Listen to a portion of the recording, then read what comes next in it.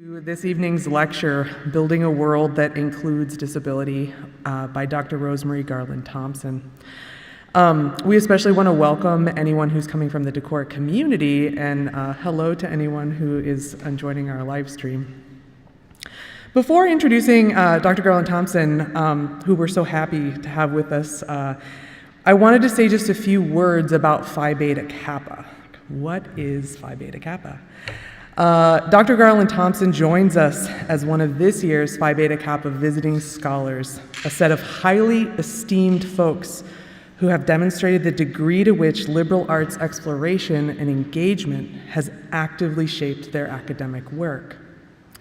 Luther College is a Phi Beta Kappa institution, which is a significant recognition of the commitment the college has made to providing a stellar liberal arts education. Phi Beta Kappa is the most prestigious academic honor society and has, by its language, championed education in the arts and sciences, fostered freedom of thought, and recognized academic excellence since its founding in 1776. Only 10% of colleges and universities have earned recognition as Phi Beta Kappa institutions, a recognition which happens through a rigorous application process. Luther's Eda of Iowa Phi Beta Kappa chapter was established in 1983, thanks in large part to the labor of Dr. Mary Hull Moore. Each spring, Luther inducts outstanding seniors, and more recently, a handful of juniors to be part of Phi Beta Kappa, and we're excited to introduce our new initiates on April 24th. But in addition to it being a prestigious academic honor society, Phi Beta Kappa serves the whole of the college, as we are able to be among those who hold dear the Phi Beta Kappa motto, "Love of learning is a guide to life." We welcome you as part of Luther's broader Phi Beta Kappa community who have come to learn from our visiting scholar, a teacher and lifelong learner, lifelong student herself, whose scholarship so well reflects the possibilities of academic investments that draw from across the disciplines and yet maintain their roots in the humanities. This Phi Beta Kappa event is made possible by several community contributions. We're thankful to work in collaboration with the support of the Provost's Office, the Center for Ethics and Public Engagement, and the biology department. I want to give special thanks to those working behind the scenes, collaborating and thinking creatively to help us welcome guests. Mick Layden, Alex Schlesinger, Jay Robb, Bruce Larson, Kristen Underwood, Sarah Lydahl, and the catering staff. We thank you. And now I'd like to tell you a little bit about Rosemarie. Dr. Rosemarie Garland Thompson is Emerita Professor of English and Bioethics at Emory University. She was once in your position.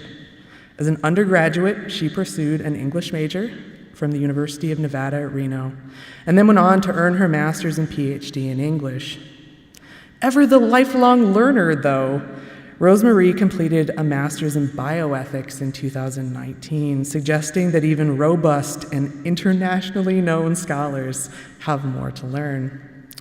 When I asked Rosemarie how she got to the fields of bioethics and disability studies from her English major, she explained, "You know, English majors can do anything."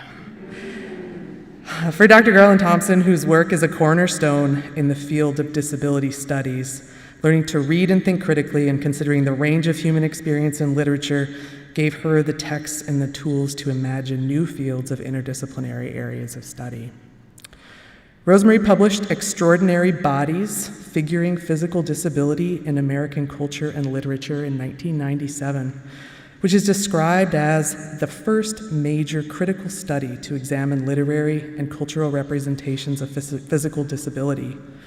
And in the book, Dr. Garland Thompson situates disability as a social construction, shifting it from a property of bodies to a product of cultural rules about what bodies should be or do. Her 2009 book, Staring How We Look, would introduce a brilliant conversation about the ethics of looking that considers the relationship between those who stare and those to whom stares are directed. Rosemarie is currently at work on a manuscript titled Embracing Our Humanity, a Bioethics of Disability and Health. Dr. Garland Thompson's more recent work has her considering the ways her scholarship in disability bioethics might be useful to informing public policy conversations.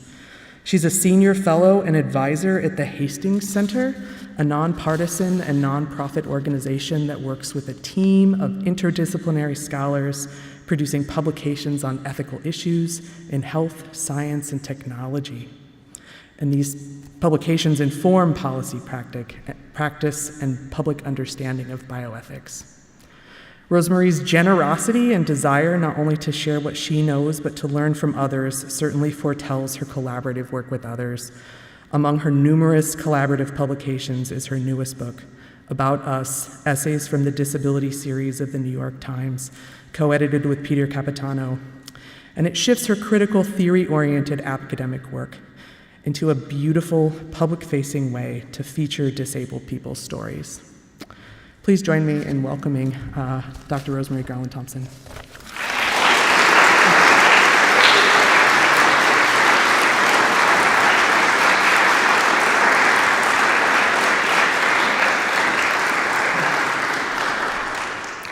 Thank you, Marie Drews, for your generous and efficient hosting, and thanks to the Luther College Phi Beta Kappa chapter for inviting me here, and thank you all for coming this evening to this really beautiful space in your equally beautiful campus. I'm really honored to be here with you tonight and to share my work with you. The title of my talk for this evening is Building a World That Includes Disability, and I've endeavored to make this as accessible a presentation as possible and wanted to call attention a little bit to that accessibility in its form. So I'll be presenting in multiple modes of communication. You'll have my voice as an auditory mode. You will have some text on the screen, which I will actually read to you, which is part of what we do to make text available to a wide audience. And then I have images, which I will use and occasionally describe in order to bring forward what it is that I'm wanting to share with you tonight. So let me begin with a summary of what I will present to you. So I'm going to begin with some definitions of disability that are not medical definitions. I'll offer you several of these. I will follow that with a catalog, if you will, of some of the cultural contributions made by people with disabilities across cultures and across time and space. I will then include a account of disability's evolution, disability as a term, its evolution during the civil rights movement, highlighting the civil rights movement in the United States. And finally, I have a section I'm calling Taking Disability Further, the potential of DEI, that is diversity, equity, and inclusion initiatives, and what we might collectively do to bring forward disability awareness and disability justice in the world. So I'll begin with one of the major claims of critical disability studies, and that is that disability is everywhere once you know how to find it, once you know how to look for it. And I'll begin then with the question of what is disability and offer to you some of these definitions that are, again, my own definitions. So the first is the human variations we think of as disabilities are part of the human condition that occur in every life and every family and are a theme in all art and culture. And you may note here that I'm using a rather awkward set of words. I'm saying the human variations we think of as disabilities, because I want us to think about disabilities not necessarily as medical conditions, but rather as human variations, and there'll be more on that during my presentation.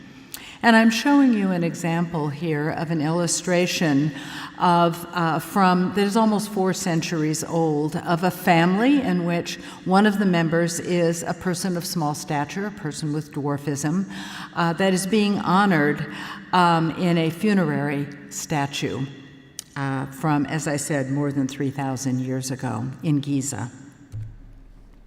Another definition: the lived experiences of disability give people and their communities opportunities for expression, creativity, resourcefulness, relationships, and flourishing. I particularly like the word flourishing, and we can return to that later.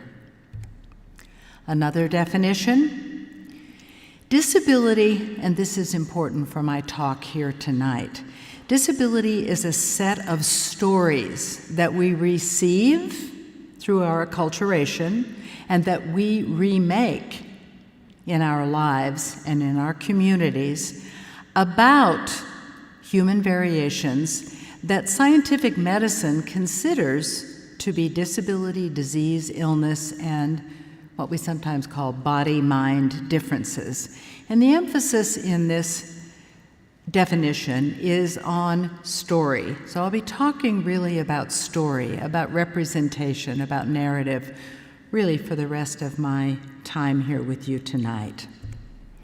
So where do we find disability if it is everywhere? And where do we look for it? I want to suggest that we find disability in many places. I've said across all communities, across all time and space, but specifically we find disability in literature, performance, art, and design. And I'm going to talk about those locations for a little while with you tonight. Now, once we find disability in these places that I've suggested we can find disability, what does finding disability do? And here are some assertions, some claims that are my own about what finding disability can do, what disability can make. So finding disability is an opportunity, I've suggested this before, to explore, to redefine, and to make new stories about what it means to be human. This is the most important definition that I'm offering you, and part of this illustration is found, or part of stories about disability are found in literature and in the performing arts, and I'll give you some examples. I'll begin here with, of course, what we sometimes think of as the founding narrative of Western culture, and that is Oedipus, the king, the story by Sophocles. And I'm showing here the cover of a book in Greek and in English, and also an 1896 portrayal of Oedipus, which I really think is very powerful, in which Oedipus is tearing at his own clothes, and his eyes are streaming with blood because, of course, he has just at the end of the story gouged out his own eyes when he recognizes that he has indeed fulfilled his own fate. Remember that Greek tragedy is particularly ghastly. The story of Oedipus, of course, is bookended by disability. It begins with Oedipus's disability. His feet are fastened together, and he's put on the hillside, exposed on the hillside, in order to try to avoid the fate that has been announced that he will carry out in his life, and of course, which he does, in fact, carry out. And then at the end of his life, as this illustration shows, he gouges out his eyes and makes himself blind in a gesture, a somewhat ironic gesture, to indicate that his new knowledge is not the kind of knowledge that has been typically available to him, but it is a new kind of knowledge of his own fate and who he is. So, of course, this story of Oedipus, bookended by disability, begins much of the story that is Western culture for us. Continuing, we have the effect of disability, the imprint of disability, if you will, on the artistic production, the artistic output of a variety of different artists and culture makers throughout Western history, which is what I'm emphasizing here tonight. John Milton, for example, the 17th century English poet who wrote Paradise Lost while he was blind. And of course, his blindness affects the narrative and the poetic emphasis in Paradise Lost. Our famous composer Ludwig Beethoven is deaf when he writes most of his later works. His most significant symphonies are composed after he is deaf.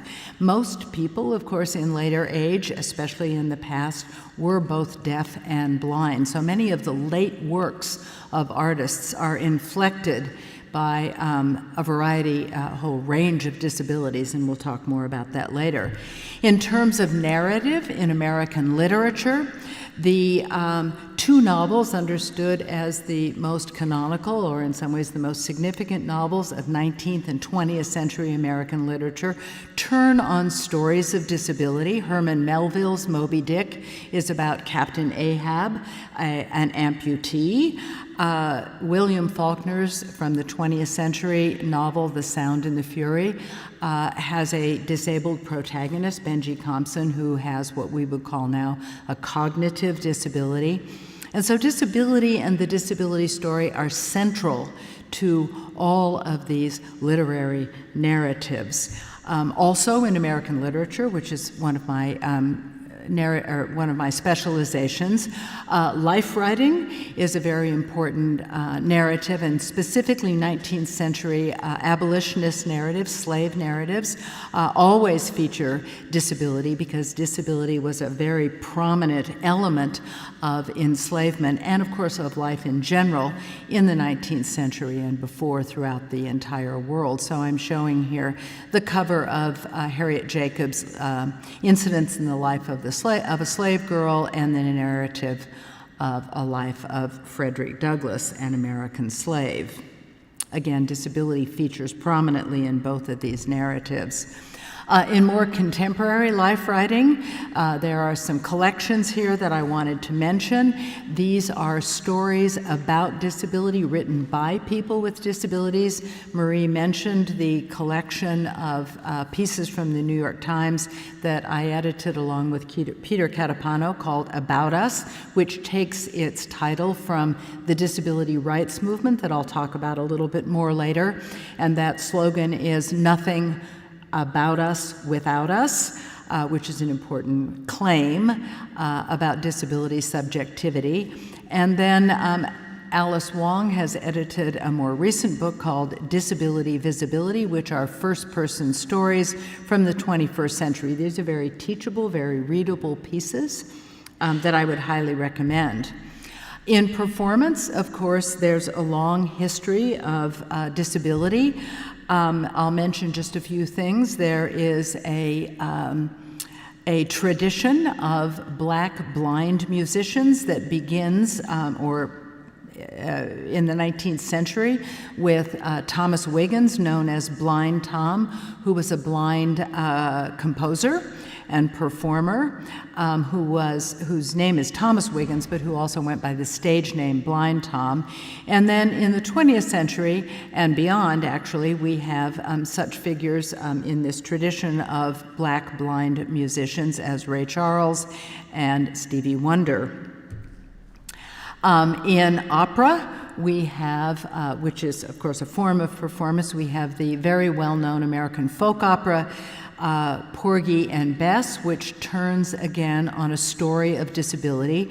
Porgy is a so-called cripple, and his romance with Bess, which is the central part of the story, is complicated, of course, by his disability. And I'm showing a 1959 image here of Sidney Poitier, who we just recently lost, playing Porgy down on his knees, and a more recent 2011 portrayal of an upright Porgy, who is Norm Lewis, along with Audra McDonald in the Gershwins' Porgy and Bess, as I said, from 2011. And it's really interesting to look at the differences between these two 1959 Porgies and 2011 Porgies. Of course, our most well-known disabled actor is Peter Dinklage, and I'm showing here an image of Peter Dinklage on the right in his role in Game of Thrones, and I'm told, I haven't seen this yet, but he's in a new version of Cyrano, which has just come out rather recently in the movie theaters. And on the left, there is a picture of Peter Dinklage, who is a person with dwarfism, or a person with small stature, as some people like to say, or a little person, on the cover of Esquire magazine in a suit with a cool hairdo and fancy facial hair. And Maureen Dowd, the columnist for the Washington Post, did a great interview with and a piece on Peter Dinklage, and in that she proclaimed that Dinklage was the first, America's first dwarf heartthrob. And I thought this Esquire picture was a testimony to that truth. One of the most vibrant forms of contemporary performance is disability dance, and I'm showing here an image of Leroy Moore Jr., who is the creator of an art form, a dance form, that he calls crip hop, which of course is a hack, if you will, on hip hop. And it is a disability-specific form of dance. He is also a member of the Disability Performance Art Collective in Oakland, California, called Sins Invalid. I'm showing here an image of the dancers Alice Shepard and Laurel Lawson from the dance company called Kinetic Light in a 2017 performance. And Laurel and Alice are classic, if you will, contemporary dancers who use wheelchairs. And the wheelchair really introduced a whole new vocabulary of movement and costuming, if you will, into contemporary dance that really has enlivened and expanded the possibilities of contemporary dance in a way that nothing has done since the introduction of the ballet shoe. In art and sacred iconography, I wanted specifically to call that out because of a project I'm trying to work on.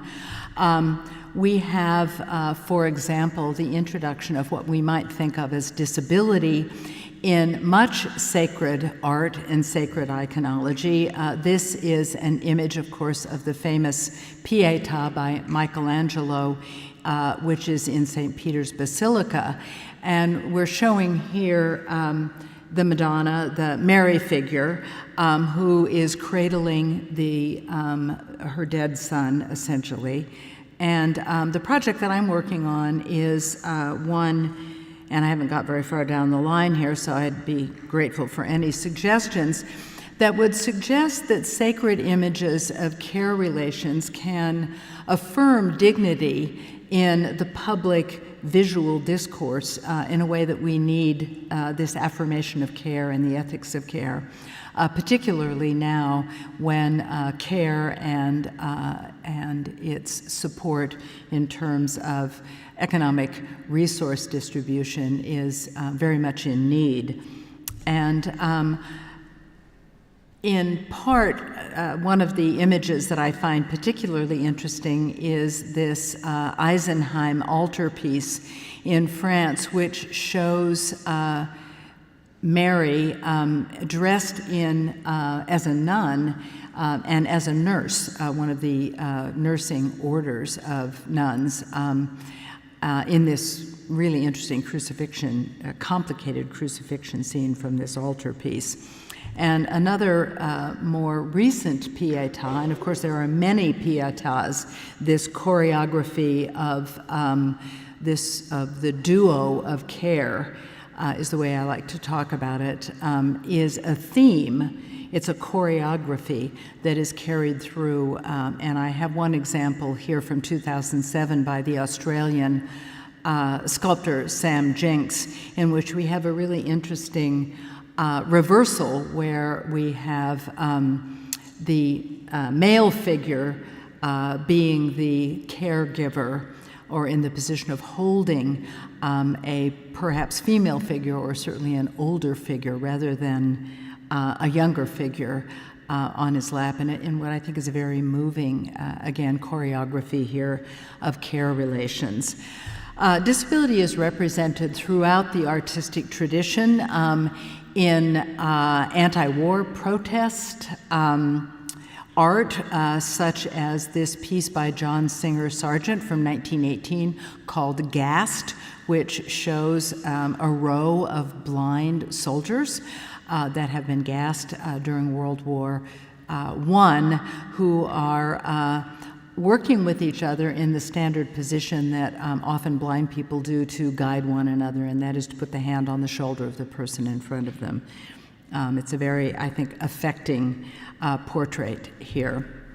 As I mentioned or suggested, the late works, that is to say works made, artistic works made toward the end of an artist's life, are often inflected by the disabilities that the artist actually has at that time. And a very vibrant example of this is Claude Monet's late works, which he composed at a time when he was becoming increasingly blind. And as he became increasingly blind, his paintings became increasingly fuzzy and therefore increasingly impressionistic. And so this evolution, this aesthetic evolution, that was really a fundamental response to Monet's vision, is understood as an aesthetic evolution. And I'm showing here some water lilies from 1914 to 1926, as well as Monet's glasses, which are often part of a display of his artwork. Of course, the well-known artist Frida Kahlo, famous for her eyebrows, is also famous for many of her self-portraits. She was a woman with multiple significant disabilities and multiple medicalizations of that disability. She had many, many surgeries and had very intimate relationships with her doctor. I'm showing here a self-portrait of Kahlo in her wheelchair, displaying one of the portraits of her doctors that she did. And then on the right here is one of the really interesting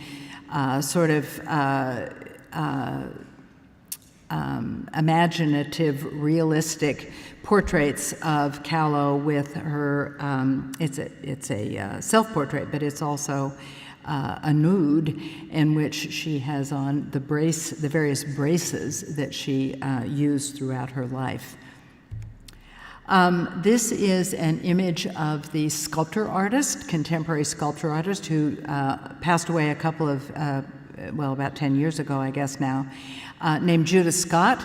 She was a person who was deaf, who was had Down syndrome, and who was non-speaking. And she began to work with fibers in a kind of sheltered workshop that she was working in, where she began to wrap. And she produced over her lifetime many, many sculptures, and she is now understood as one of the leading American sculptors of the late 20th century. And I'm showing here an image of her touching one of her own sculptures. She didn't ever comment at all on the work that she did, but she perpetually produced a really important body of work. This is Christine Sun Kim, who is a deaf with a capital D. That means she uses sign language as her primary mode of communication. So she is a deaf sound artist. And she's doing some work in this image with translating sound into painting that's complicated, but she does a lot of really interesting installations and does a lot of work with sign language, of course, and combining that with sound. And her project is to explore the relationship between deafness and sound, which I think is very important because what the stereotype, of course, is that deaf people don't have a relationship with sound. And what Kim's work does is to suggest that deaf people have a very significant relationship with sound, and she explores that in her work. I want to end this exploration of disability culture and where we might find that with a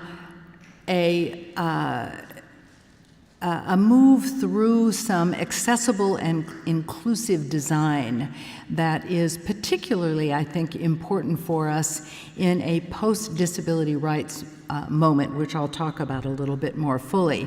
So here is an example of the contemporary kinds of prosthetics that are being brought forward.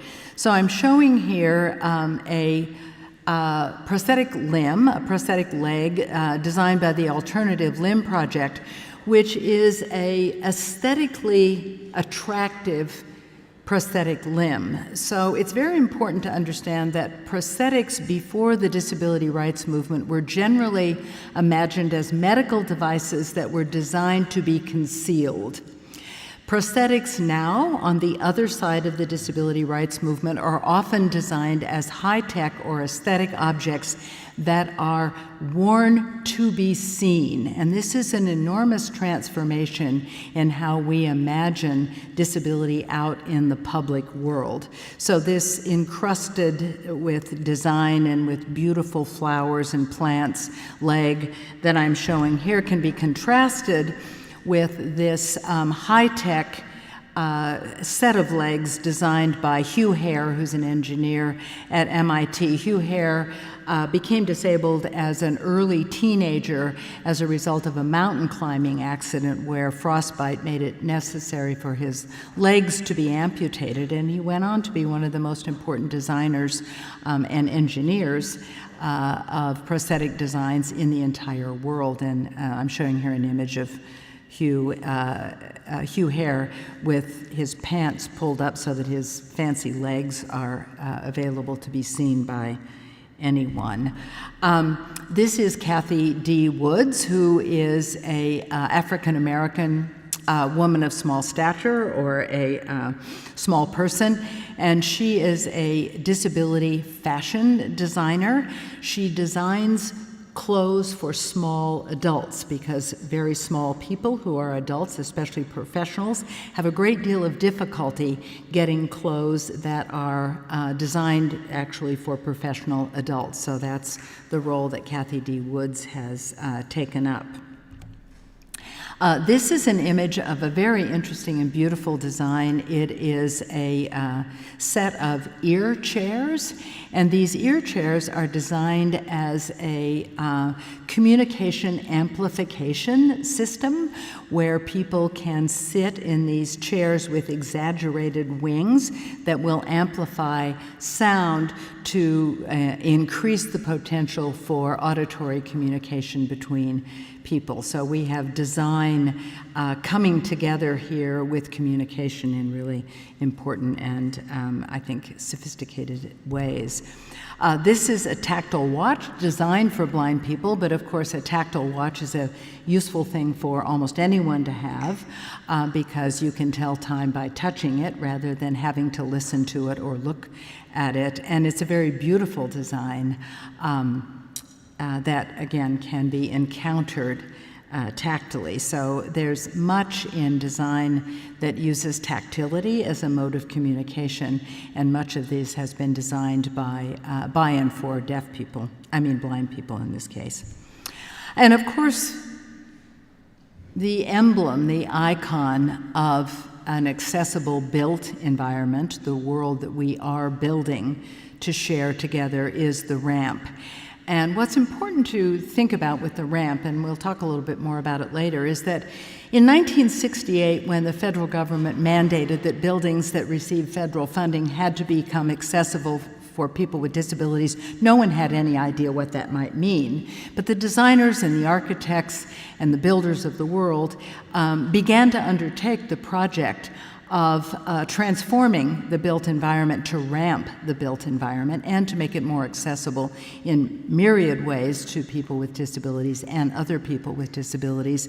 But the ramps that were strapped on, bolted on to the front of the buildings were understood as aesthetic detriments to the buildings, and also that they made the buildings less valuable. But now, of course, architects and designers have come up with designs like this incredibly gorgeous ramp, which is in the center, the very center of the Ed Roberts building in Berkeley, California, which is this helical ramp that is red and is in the very center of the building. And these ramps now are understood as enhancing both the aesthetic and the economic value of buildings. So I've said that disability is everywhere once we know how to look for it, and I want to suggest that access now in a post-disability rights era is everywhere once you know how to look for it. And I want us to think about looking for disability, but also looking for access and what that might mean. And of course, the first place that we look for access is through the signage, the symbol of accessibility that begins for us in 1968, and this is the first of the emblems of the stick figure wheelchair user that we see everywhere in the built environment now, which is a rather static figure of the wheelchair user, reflecting the way wheelchairs were understood in 1968, basically as medical equipment that other people had to push one around in. And the more updated, if you will, 2010 image, much more dynamic, of the wheelchair access, international symbol of access, designed by Sarah Hendren. And this image, of course, is much more dynamic, and it suggests the agency that has come to people with disabilities over these decades from 1968 to the first decade of the 21st century to suggest the changes that really have taken place in the world, but also in terms of people with disabilities and the kind of independent lives and lives of flourishing that are made possible now by an accessible built environment. So a little bit of a history lesson. I've talked about the disability rights movement, and I wanted to talk now about what I'm calling how we got from segregation to inclusion. And one way I talk about this is to talk about what I call the path, and I like that word because it suggests a path like a wheelchair path might be, or an accessible path might be. The path from patient to citizen. And you'll note that I used the term segregation and desegregation. One way to think about the the human and civil rights movement is that it was a desegregation movement, it was an integration movement. It was what we would now think of as an inclusion movement or a movement toward diversity, equity, and inclusion. But at the time we thought of it as a desegregation set of laws. So the human and civil rights movement begins in 1948, according to my narrative here, with the end of World War II and the recognition of the need for international human rights as the world began to recognize how much in World War II, particularly in the Nazi era, had been the abrogation of human and civil rights. And so in 1948, we have the United Nations Declaration of Human Rights, and I'm showing here an image of Eleanor Roosevelt, who was very much involved with this. You may recall that Eleanor Roosevelt is the wife of Franklin Roosevelt, who was perhaps our most significant disabled president. He had had polio and used a wheelchair every day of his life, but not very much in public, because of course there wasn't anywhere to go in public in a wheelchair then. It would be we would have a very different president now if Tammy Duckworth were president. Helen Keller was an important activist and contributor to the early disability rights movement and the early human rights movement. And I'm showing a picture of Helen Keller holding a Braille volume here in 1956, because Braille, of course, was the major mode of communication that was available to people with disabilities, people who were blind, but now there are many more options besides Braille available to people who are blind. I'm showing here an image which I really love. It's a disability rights march, probably from the mid-1970s, and what we have here are a whole bunch of people in wheelchairs out on the street protesting something, marching for something, which of course is the mode of the human and civil rights movement in general.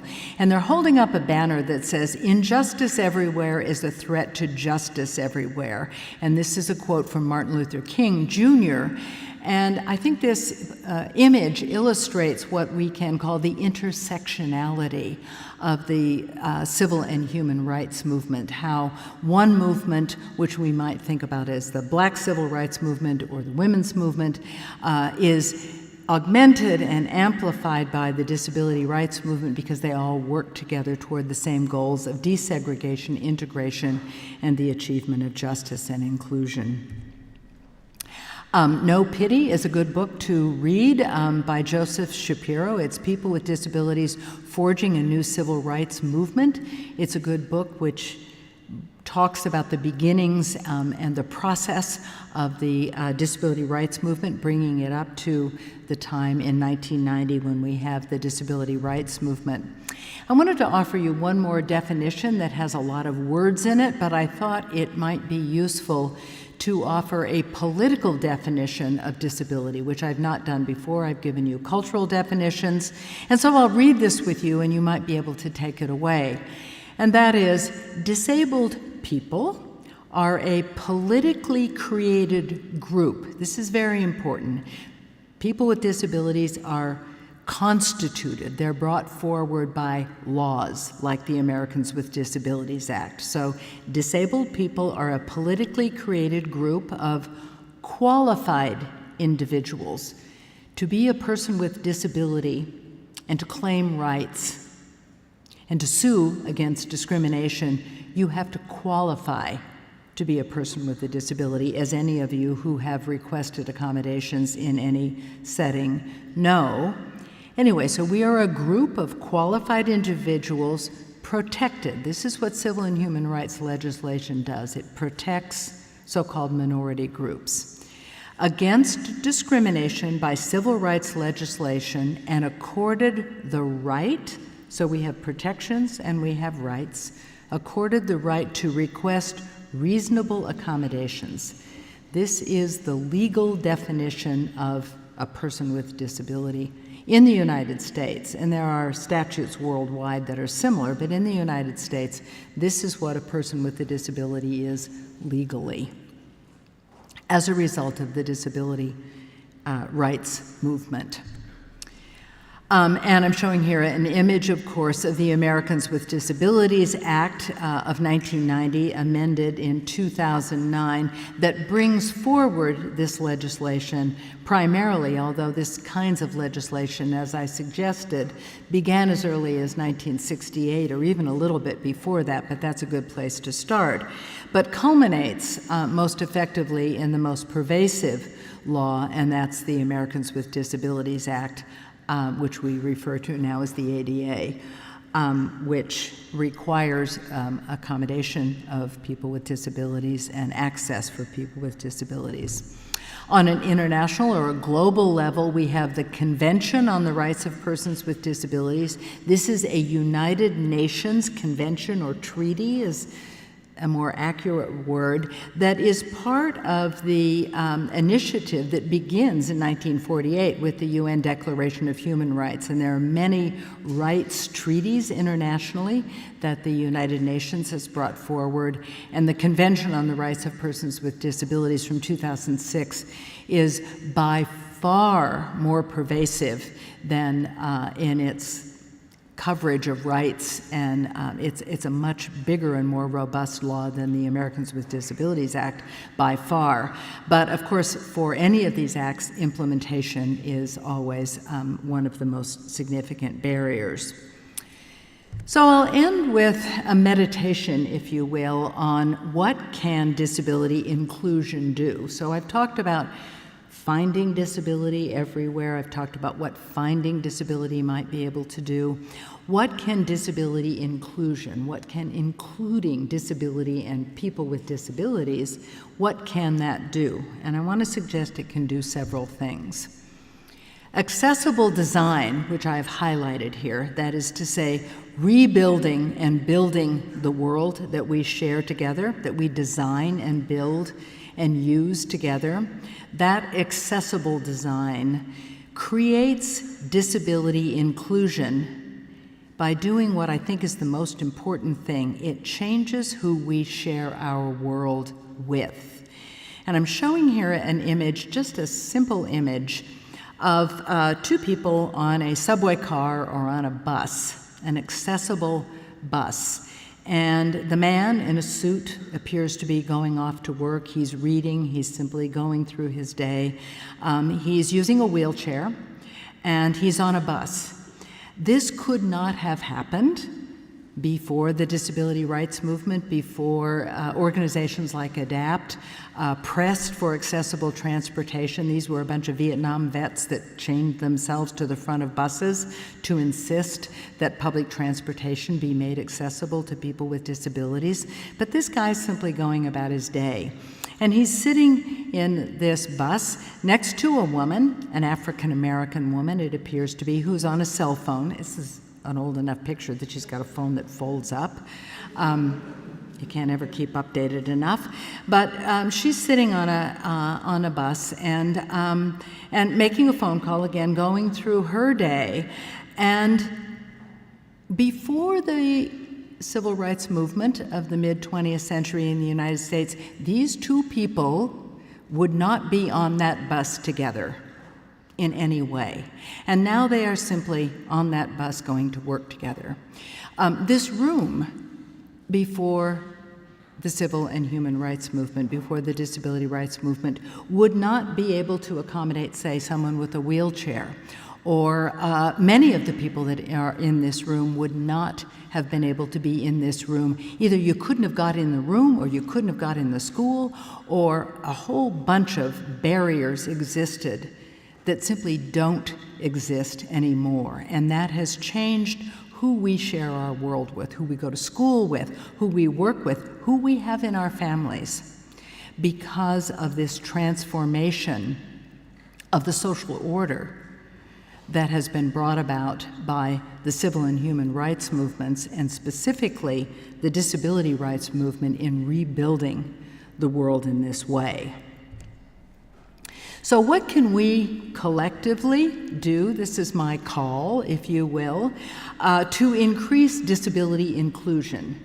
What was the aim of the civil and human rights movements, and what is the aim now of these initiatives that we call DEI, diversity, equity, and inclusion? How can we increase disability inclusion? So I have some suggestions here. Number one, know, so build knowledge, know disability history, know disability culture, and I've given you some of that this evening, and know disability justice and what it might be. So that's one thing. Know disability technologies and use accommodations. This is very important. The development of disability technologies, from the kind of watch that I showed you for blind people, to the wheelchairs that we all use, to the accessible buses and technologies, to canes, to our phones, to all sorts of incredibly impressive and innovative forms of technology that we can all use to make the world work better for us and for others. Know those technologies, know what they are, know they're out there, and know how to use them and how to use the accommodations that these technologies make possible for us. So their different environments offer different kinds of technologies, but it's our responsibility, all of us, not just people with disabilities who need to use technologies, but other people, all of us, to know what those technologies are and to use them and to make them available. Practice disability inclusion in the workforce, the workplace, and the marketplace. This is a slogan that comes from Kat Holmes in her book about disability and design, written for designers, tech designers, called Mismatch, where she says to really bring a disability initiative into any organization, you need to think about the people, that is the workforce, the place, that is the built space, and the marketplace. And this is actually really important, not so much in education, but in ways too. But when we go out into the world, remember that people with disabilities are the largest minority group in the United States and growing all the time. And people with disabilities are people with credit cards and money in their pockets. So any organization that you go into, bring disability into the workforce in your organization, bring disability into the workplace, and think about how to bring disability into the marketplace. In other words, develop products wherever you are, whatever product you work with, that will increase this kind of diversity and inclusion. Find and support inclusive communities. I'm showing here a picture of a deaf church, sign language using deaf church. There are all sorts of inclusive communities. You have on your campus a disability organization. I forget what exactly you call it, but I met with some of the students today. The Luther Disability Alliance, exactly, yay. And develop that organization. The Alliance can suggest to Luther College that you build a disability cultural center, that you have disability activities, arts activities, a film festival. There's all sorts of great things you can do to bring forward and build supportive, inclusive communities and partner with other communities around your community in general and around the nation in general in education. Connect with disability organizations. I'm showing here a image of my friend Josh Mila, who is very active in Lighthouse for the Blind and the Visually Impaired in San Francisco. And I like to talk about the Lighthouse because they have a slogan that they have up that says, "We're the blind leading the blind and proud of it," which is a great call. And they do all sorts of really quite fabulous things, and it's a blind-led organization. And Josh just won a MacArthur Fellowship. He's a computer engineer from UC Berkeley. And he's also he's also created this is amazing if you're interested in this sort of thing. It's called You Describe. It's a crowdsourced description tool. Everything's a tool these days. It's a crowdsourced description tool for YouTube videos, because if you see a movie or if you see a television program, it's going to be it's going to be captioned, and it's also going to be described. But YouTube videos are not described, so Josh's crowdsourced app describes these YouTube videos, so you too can do this. You can go on to You Describe and start contributing in this way, in the way that many of us do to Wikipedia, for example. And my final image that I wanted to offer you is a claim for what a really robust disability culture and inclusion and diversity initiative in any organization might do. And it has the potential, I would suggest, to change attitudes, to increase access, physical access in the built environment, to build community, which is crucial, and also to cultivate leadership.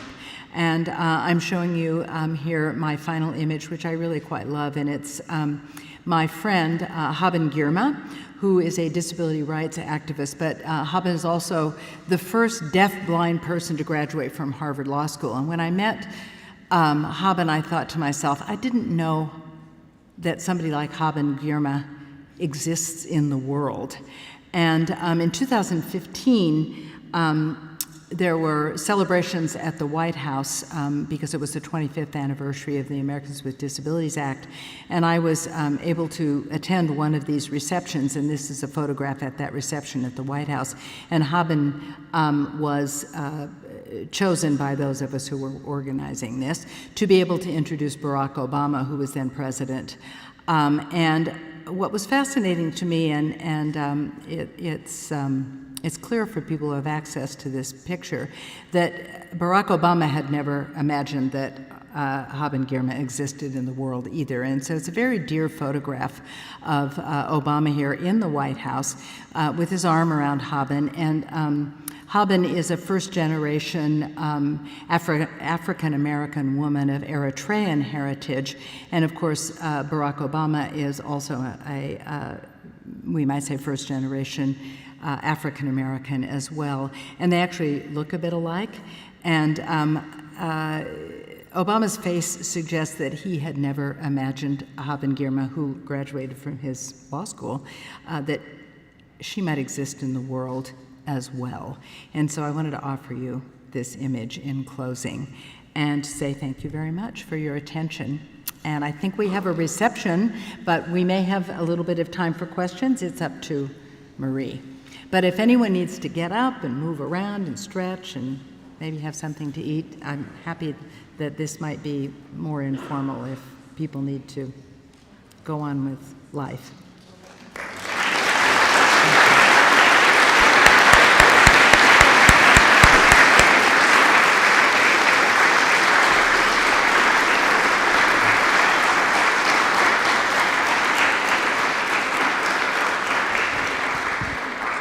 Well, maybe just so we could have a few, like 3 or 4 questions, and then we'll be here. And so, if you would like to come and talk to Dr. Garland Yes, and Thompson. I'd be happy to speak with anybody informally afterward. But if we do a few questions this way, then we can get kind of a larger audience. We are going to ask for questions to use the microphone, so just raise your hand, and I'll come bring the microphone to you. yes, we want to have what I call a robust auditory environment. First of all, just let me say, as an autistic person, I really enjoyed hearing you speak, and especially offer all the definitions of disability. I think it was definitely not something that I would have even considered. So I appreciate you widening my own mind here. And so, as I was watching you, as I was hearing you speak and talk about all this stuff, I sort of reflected, I apologize, on my own experiences too, and just where that whole accessibility comes into play, because while it's not necessarily in ramps or just physical assets that allow for people with a physical disability to greater function in this world, there are things that I know for sure that would allow me to feel a little bit more included. For example, I know I can take some things a little bit more literally than others. That's part of my own experience. And so I was just wondering, just as I feel like you had to deal with this just a lot, how would you suggest, I as a person who has a disability go about, talking to people that, I know are not ill-intentioned, but, maybe just how do I initiate a conversation that, what's the best way I could persuade people to consider the perspectives of a person with disabilities? That's a great question. First of all, I want to talk about language a bit. I didn't use the term in my presentation, neurodiverse, but I think it's a really wonderful term. I use the term mind-body differences, or body-mind differences, which I think is an interesting way of talking about disability. It may seem that I was emphasizing access for people with physical disabilities, but that's because that's so legible in the built environment. There are various vectors, if you will, of legibility with disability, and what we think of as cognitive disabilities, or as I said, neurodiversity, which I really think is a productive term, have different modes of legibility, and there are different challenges of self-naming, for example. But the one thing that I think is most important is that it's not our responsibility, your responsibility. It's not the sole responsibility of people with disabilities to manage the environment, the linguistic environment, the whole environment in general. So this is one of my suggestions, to work with the organizational structure of whatever organization you have to bring disability awareness, disability consciousness that's appropriate to the mission of your organization, which would be an educational mission here at Luther College, but anywhere at a school, to bring forward disability awareness in all of the forms that I might have suggested here this evening. So you have the student group, and in talking today, we've developed all sorts of good ideas for things that can be put forward to involve the whole institution, everyone in the institution. It doesn't have to be just us.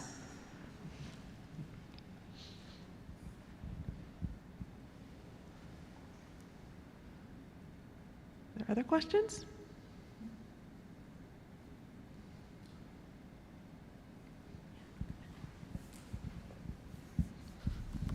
What would you say to someone who wants to get started in more of disability awareness and advocacy in a larger spectrum?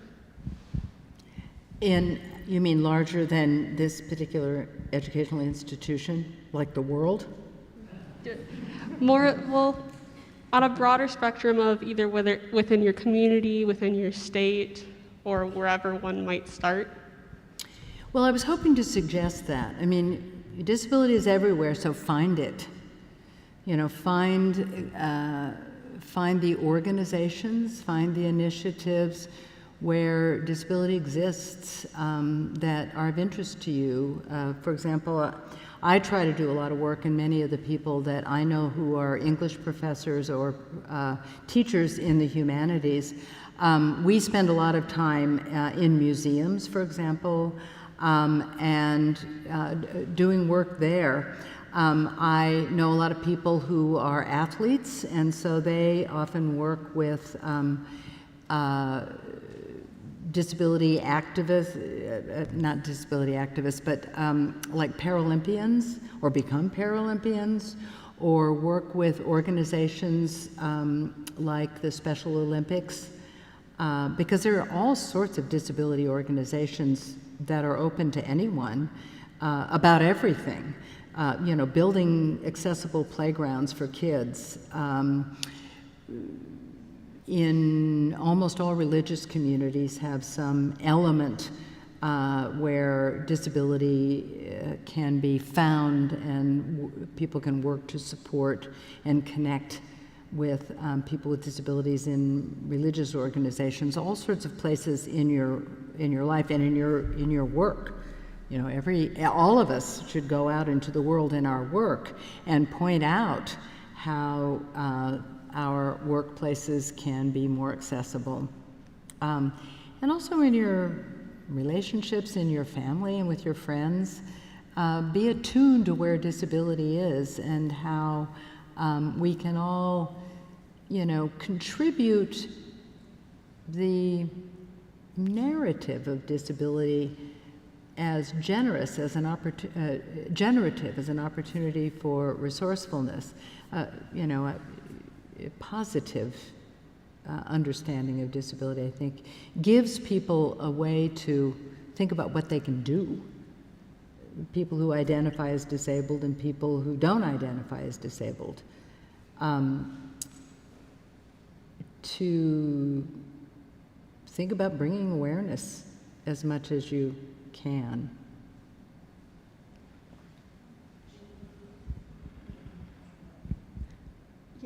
So Lindsay just wanted me to put a plug in for LDA, Luther Disability Alliance. We meet bi-weekly, 8 to 9 p.m. in Hav D. Next week we will not have a meeting, however the following week we will. But we talk, what? Oh, if you would like to join the email list, updates for events and stuff happening on campus, you can email lda@luther.edu. You can also go onto the student org page, and it shows a description of LDA and also the email as well.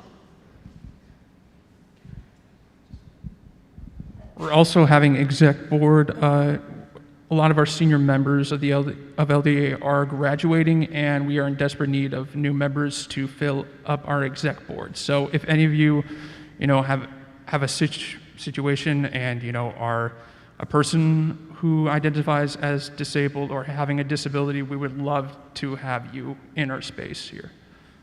I mentioned today that you might try to press the administration for a space, a disability cultural center, if you have other cultural centers for other groups, and get a space, get a place. And the way I like to talk about it is get a space that's big enough for 3 shelves. And on the top shelf, you want to get every single one of the disabled Barbie dolls.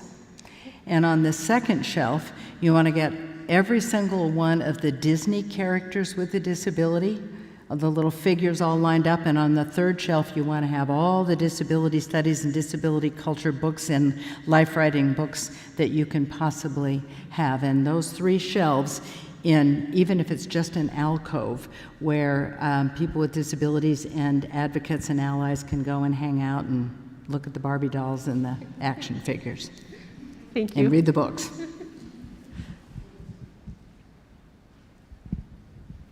Yeah, here, I'm just going to pass it over here.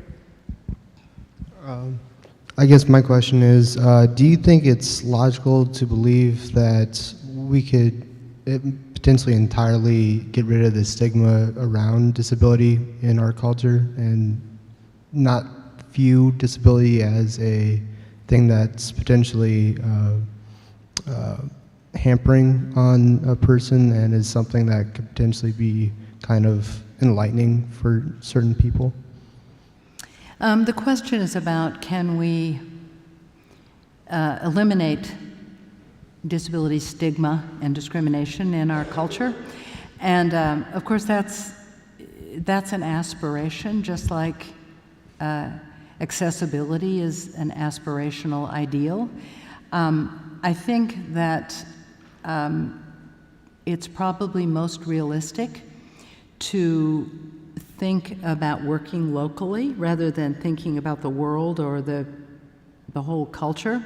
Working locally within your family, working locally amongst your friend group, whatever your community is. Again, obviously your educational community is a great place to start. There are lots of resources plus a lot of federal mandates at institutions of higher education.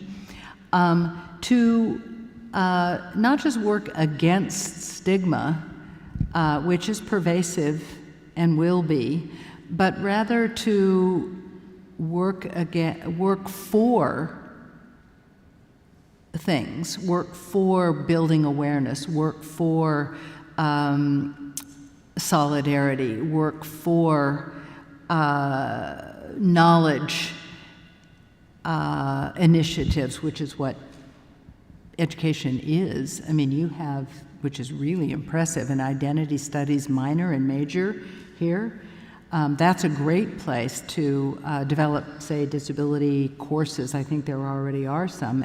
Somebody teaches, one of your colleagues that I know teaches a disability and literature class. This is really impressive. So you've already got some of the building blocks, as it were, of what is appropriate for an institution of higher education to work toward a kind of destigmatizing of disability. Plus, you've got the federal mandates that are in place that increase the necessity to understand disability in the way that I've talked about it, in the way that we understand it now in a post civil and human rights movement. So that's what you're asking for is already happening. It's a way, what you want to be able to do is not be overwhelmed by, in my view, by a goal of completely destigmatizing disability, in the universe, but work locally. And there's a tremendous start already here. And so good for you all. All right, we'll go ahead and we'll have one last question here, and then I'll kind of have some closing words. There's going to be more time for conversation, so.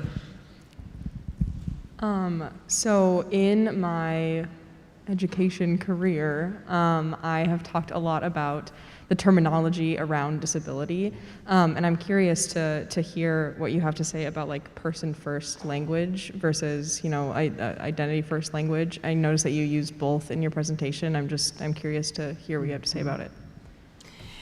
Yeah.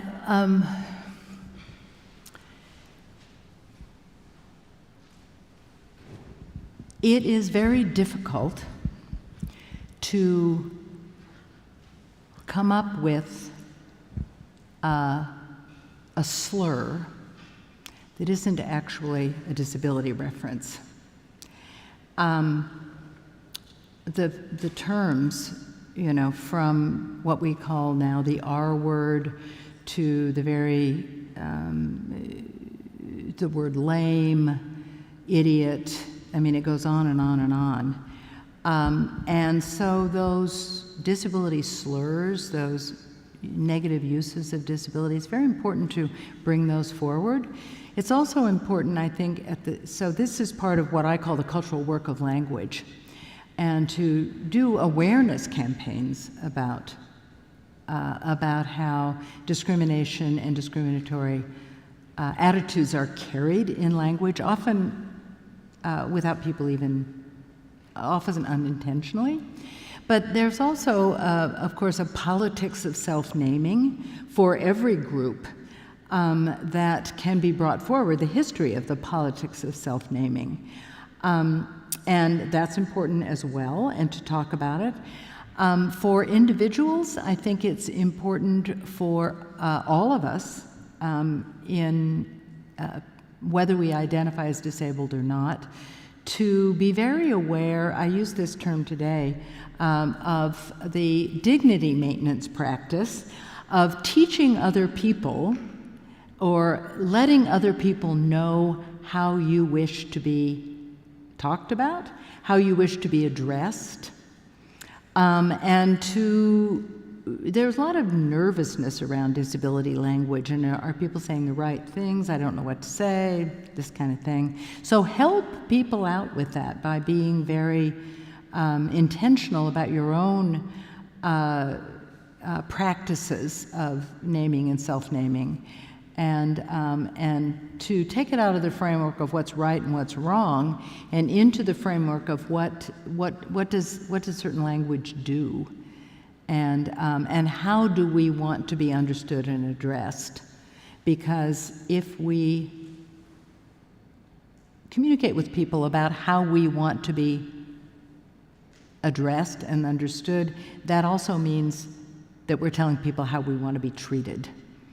And so I think it's important for any of us to take a lot of agency in that work, that communication work of, as I said, what I call dignity maintenance around all of our identities.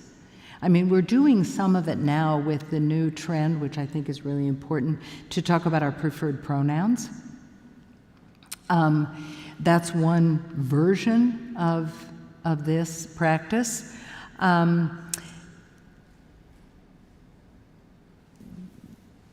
It's up to all of us